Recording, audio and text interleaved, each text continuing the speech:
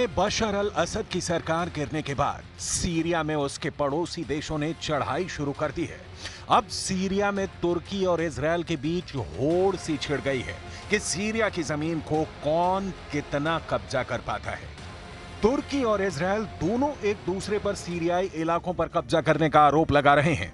दोनों ओर से बयानों की बमबाजी हो रही है और इस बीच एक्सपर्ट्स का कहना है कि सीरिया की यह हलचल एक बार फिर उसे भयंकर गृह युद्ध में धकेल सकती है।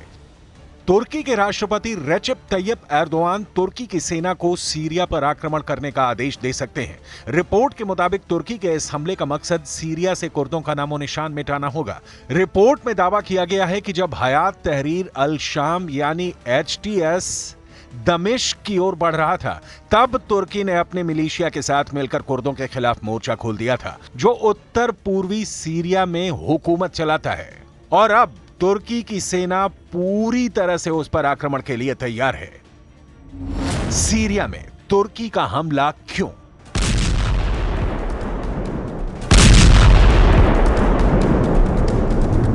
दमिश्क पर जुलानी का संगठन HTS काबिज हो चुका है। राष्ट्रपति असद के सत्ता से बेदखल होने के बाद HTS ने तुर्की और उसके मिलिशिया सीरियाई राष्ट्रीय सेना SNA के साथ हाथ मिलाकर कम से कम 3 जगहों पर कुर्दों के खिलाफ हमले तेज कर दिए। कुर्द सीरियन डेमोक्रेटिक फोर्सेज यानी SDF के शीर्ष कमांडर ने चेतावनी दी है कि अगर तुर्की HTS गठबंधन अपने हमले जारी रखता है तो देश खूनी गृह युद्ध के एक और दौर की ओर आगे बढ़ सकता है। वॉल स्ट्रीट जर्नल ने अमेरिकी और कुर्दों के हवाले से एक रिपोर्ट छापी है, जिसमें बताया गया है कि तुर्की की सेना और मिलिशिया कुर्द नियंत्रित सीरियाई इलाके के साथ तुर्की की सीमा पर आक्रमण के लिए जुट गए हैं। सीरिया में इस्लामिक स्टेट के खिलाफ युद्ध में कुर्द बल अमेरिका के मुख्य सहयोगी रहे। हालांकि तुर्की सीरियाई कुर्दों को दुश्मन मानता है और SDF को कुर्द समूह PKK के बराबर मानता है, जिसे वो तुर्की के अंदर विद्रोह के लिए दोषी ठहराता है और एक आतंकवादी समूह मानता है। वर्षों से तुर्की AANES यानी कुर्दों के कब्जे को सीमित करना चाहता है और उन्हें तुर्की के बॉर्डर से दूर धकेलना चाहता है। इसीलिए सीरियाई कुर्दों पर हमला जारी है। तुर्की का तोपखाना कमांडो है तैयार।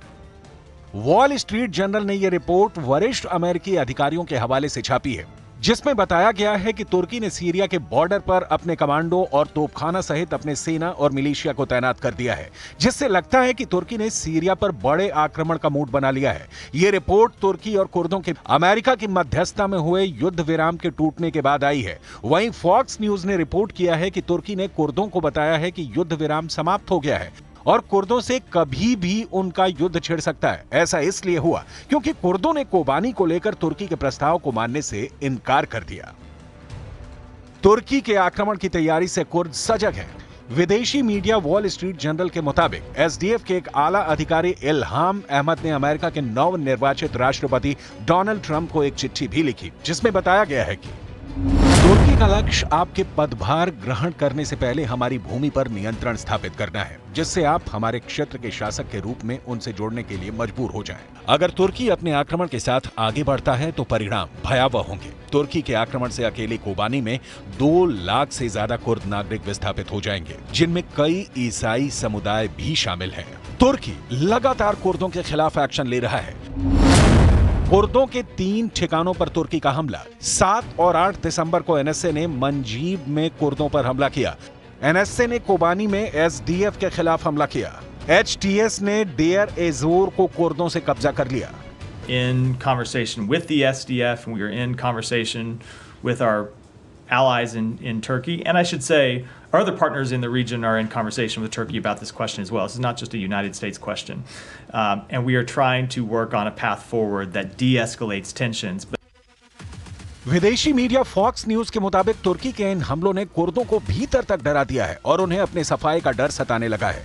तुर्की ने कोबानी की ओर बढ़ना शुरू कर दिया है और इसे अगर जल्द नहीं रोका गया तो ये बेहद खतरनाक हो सकता है, जो सीरिया में कुर्दों के अस्तित्व को खतरे में डाल सकता है। इससे तुर्की में भयानक गृह युद्ध भी छिड़ सकती है। Understand the very legitimate concerns that Turkey has about the terrorist threat that the PKK poses. We understand the very legitimate concerns that Turkey has about the presence of foreign fighters inside Syria. एक तरफ Syria में तुर्की के लड़ाके और सैनिकों के बम, गोली और बंदूक गरज रहे हैं, तो दूसरी ओर तुर्की के नेताओं की जुबान भी चल रही है। तुर्की ने हाल ही में इजरायल के दक्षिणी सीरिया के गोलान हाइट्स पर कब्जा करने की निंदा की। तुर्की ने अंतर्राष्ट्रीय नियमों को तोड़ने के लिए इजरायल को घेरा। इसके जवाब में इजरायल ने तुर्की पर आरोप लगाया कि वो आतंकी समूहों की मदद से उत्तरी सीरिया के कुछ हिस्सों पर अवैध रूप से कब्जा कर रहा है।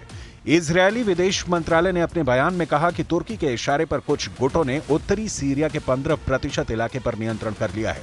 एक और कब्जे को लेकर तुर्की सीरिया में हर दिन बढ़ता जा रहा है, तो दूसरी ओर इजरायल के जहाज भी लगातार सीरिया में शोलों की बरसात कर रहे हैं। तुर्की में नेतन्याहू वर्सेस एर्दोआन। इस वक्त सीरिया के आसमान में इजरायल की एयरफोर्स बहुत एक्टिव है। इजरायल के F-15 फाइटर जेट लगातार उड़ान भर रहे हैं और इनको ऐसे ऐसे बमों से लैस किया गया है जिनसे ऐसे धमाके हो रहे हैं कि सीरिया की सेना को मिट्टी में मिलाने वाले इजरायली अटैक ने तेहरान तक दहशत फैला दी है।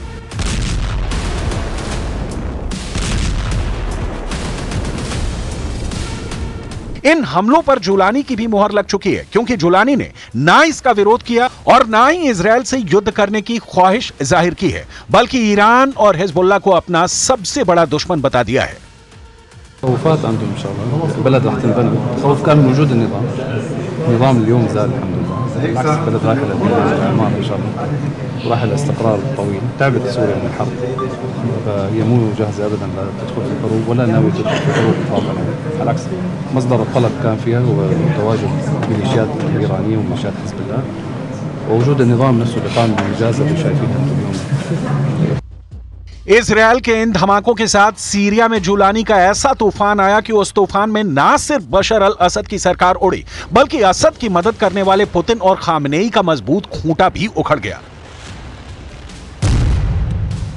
जुलानी ने सीरिया में ऐसा जाल फैलाया कि इस जाल में फंसे रूस और ईरान की सेना को सीरिया से भागना पड़ा।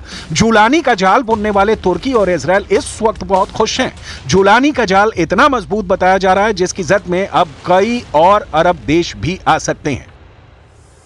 डर है कि इसमें जॉर्डन के राजा किंग अब्दुल्ला भी फंस जाएं और जुलानी का अगला टारगेट जॉर्डन बन सकता है। खौफ सऊदी अरब में भी बढ़ चुका है। यही वजह है कि सीरिया में तख्ता पलट से पहले सऊदी अरब के क्राउन प्रिंस ने बशर अल असद की तरफदारी में कई बातें भी कही थी।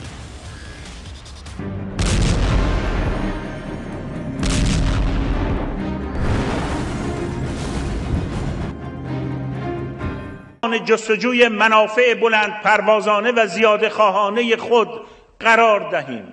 ما رفته بودیم تا اجازه ندهیم عزت مسلمانان تخریب شود. به محض اینکه نظام سوریه سقوط کرد دیدید چه اتفاقات ناگواری در حال رخ. सवाल ईरान पर भी है। आखिर जिस ऑपरेशन ट्रू प्रॉमिस को दोहराने की वो बार बार वार्निंग दे रहा है उसका क्या हुआ? खामेनेई और उनके जनरल इस बात से बहुत ज्यादा बेचैन हैं कि सीरिया उनके हाथ से निकल गया।